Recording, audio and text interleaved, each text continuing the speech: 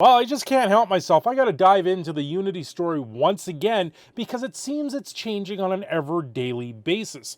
Things have gone completely obscure, awry, and everything like that with the Unity story, and I have a ton to cover here. So, do me a favor, if you've been liking this coverage and you keep coming back for more, or if this is your first time at this channel, hit the subscribe button. It helps drastically. We are on our way very close to 2,000 subs. It's absolutely amazing to see them out there, and it will do me a favorable world of good to try and do that, and just to get my voice out there, especially on stories like this where it seems I had details about this story over a year ago that has now come to fruition. And I'm talking about the malware for Unity with Iron Source. There's a lot of questions going on around that, where Unity is going to try in real time to dictate or to figure out how many people are installing their games. And the only way I can come up with that is the sketchy or the sus version of the runtime Iron Source sort of stuff that might not be legal. On top of that, it seems Unity, the threats upon life that closed down the offices for the town hall, came from inside the house. Stop calling me, you Jill, it's the police. We traced the call. It's coming from inside the house. Yes, that's right. It seems that someone prank called them, or an employee turned around and made their threats inside the company. Let's take a look at this, because this is starting to become an insane story on top of a CEO that dropped shares just before the announcements. There's so much to show. Okay, well, where do we start today? Because this is absolutely insanity. Unity closed offices over potential threat amid fee chains controversy. Update: thread was made by a Unity employee, police reveal. This is insanity. The credible threat that prompted the closure of Unity offices yesterday was made by a Unity employee. A statement from San Francisco police explained that the threat originated from an employee who had made a threat towards his employer using social media. I don't see the post anywhere yet, but it will probably be revealed in due time. Let's continue here. There is 19 developers so far that have also signed a paper of understanding, or a letter to Unity, saying they are just disabling all ad monetization on their games at this point and stopping the use of Unity, and they're urging other people to join in. So if you're a game developer, you need to reach out. It looks like it is part of GIMS. I don't know who these guys are. They're apparently a PR firm, so they're actually taking forward steps. Now, this article also goes into the stuff that was removed from the terms of service. This has been taken out of it because they removed it.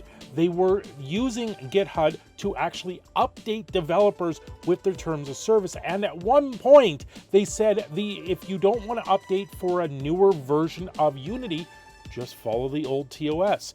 Now, they have removed the old TOS and saying, no, you have to follow our new TOS if you want to continue using Unity on projects that have been completed. I'm driving this point home. You have a video game you have completed, like Cult of the Lamb. You have this, it's been sitting out there for years. Suddenly, it goes on sale on like the Epic Store, which this actually did happen to a developer from over the moon. Hey, Unity, our game, The Fall, was on Epic Games as a free game. I was quite happy to sell them the rights for peanuts, and the game installed like 7 million effing times. How do you propose this will work? I'd owe you more money than I've made in my life. Now, it's future installs. Here's the kicker. Yes, they had 7 million copies of this game go out through Epic Game Store. That doesn't include installs of the Unity runtime, which is the point of order that apparently is sending data somehow home to Unity. This is the point that I'm getting here. All these people downloaded this game off Epic Game Store. After January 1st, I'm looking through my Epic list. I install a game that I gathered a year ago. Unity then gets an update saying the runtime, our Unity runtime has been installed and run on this machine. Then they send the check, or they send the bill to the developer of said game saying you owe us 20 cents.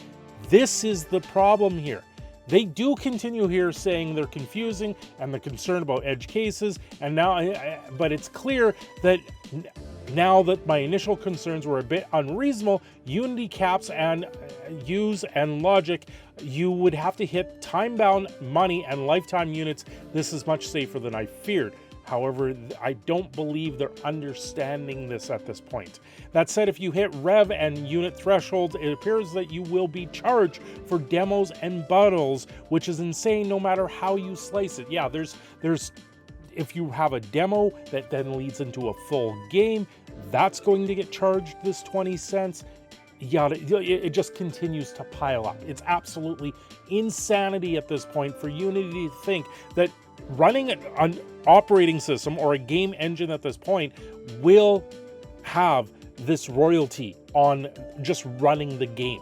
You can't do this. I don't even think legally you can backtrack on your TOS from years ago at this point. You know, if it's a new game made with Unity today, going forward, if they want to enact a model like this, then whatever. But these games are completed. These games have been out there for years. Phasmophobia 2, also, they were an early release since 2020.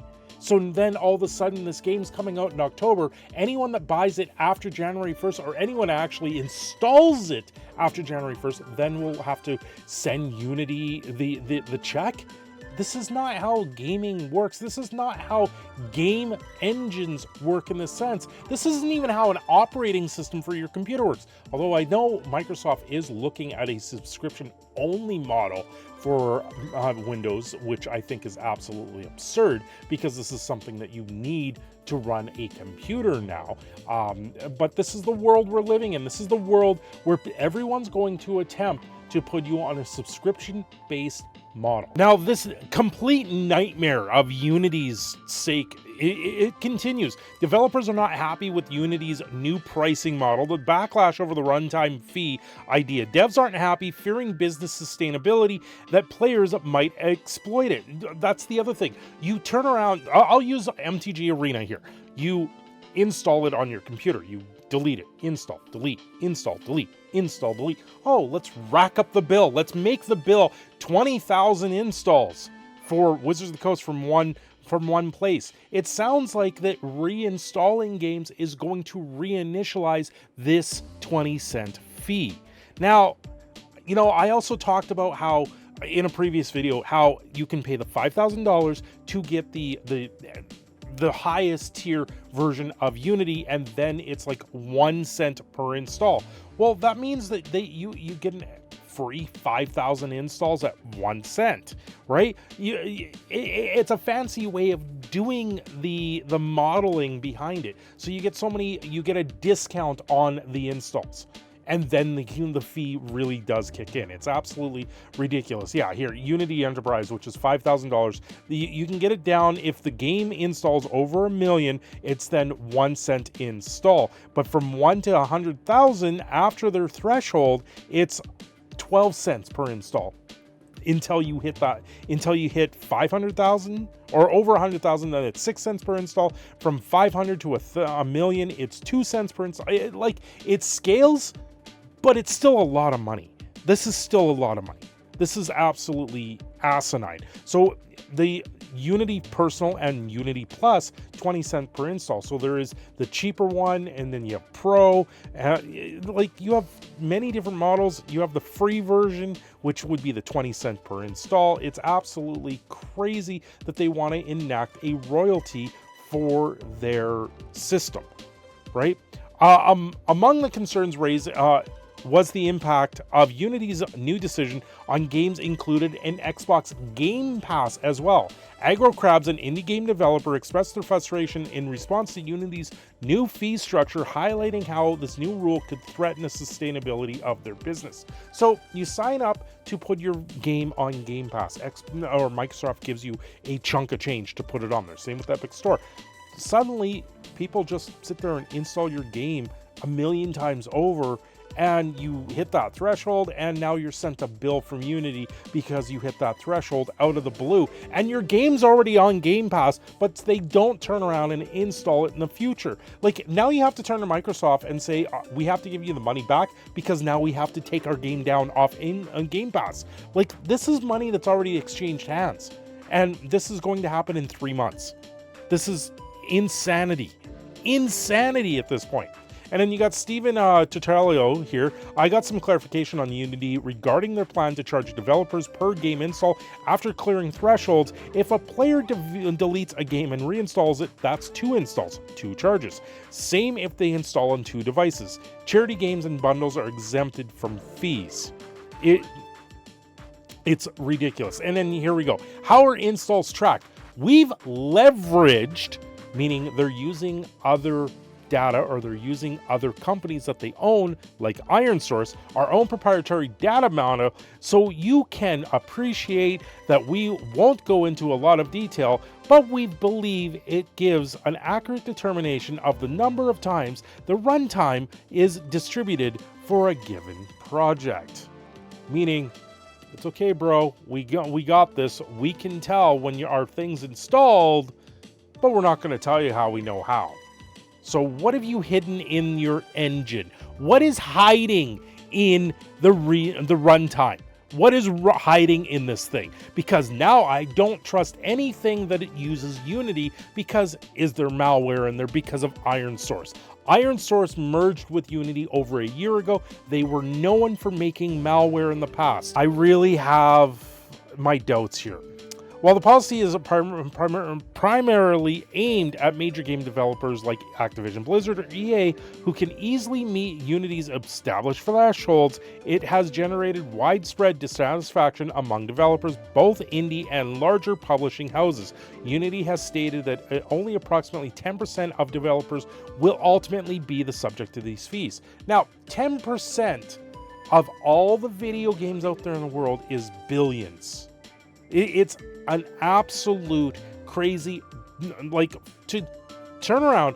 This is reaching into the developers' pockets, reaching into people's games that have been on Game Pass. People download, install, try a game for 5 minutes. If they like it or don't like it, then they turn around and say, yeah, this game's not for me. Hell, on Steam, you have a 2-hour window to be able to refund a game.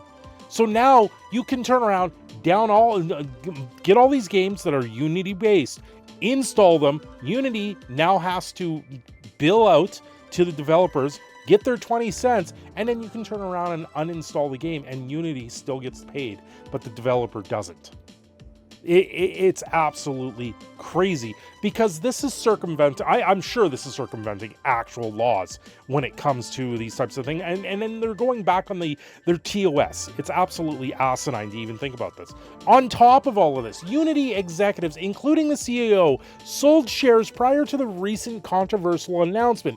Recent sales suggest the company officials were preparing for a stock decline, alluding to insider trading. Are you kidding me? According to the Guru Focus, top Unity officials sold multiple shares days before the official runtime fee announcement. John Recticilio, president and CEO Unity Software, sold 2,000 shares, each sold for $40 on September 6th, just 6 days before the runtime fee announcement by Unity. What's interesting is he has sold 50,000 shares over the past year while buying none. This trend doesn't leave a good impression. He knows the place is burning, he knows it's about to go belly up, and he knows that it's time to get out. He is grabbing his golden parachute and leaving you all behind. Interestingly, the CEO wasn't the only one that sold the shares, as other board members of directors and top executives have also sold their shares. According to NASDAQ, this indicates insiders with deep knowledge of the company's operations are divesting, hinting at concerns about the future.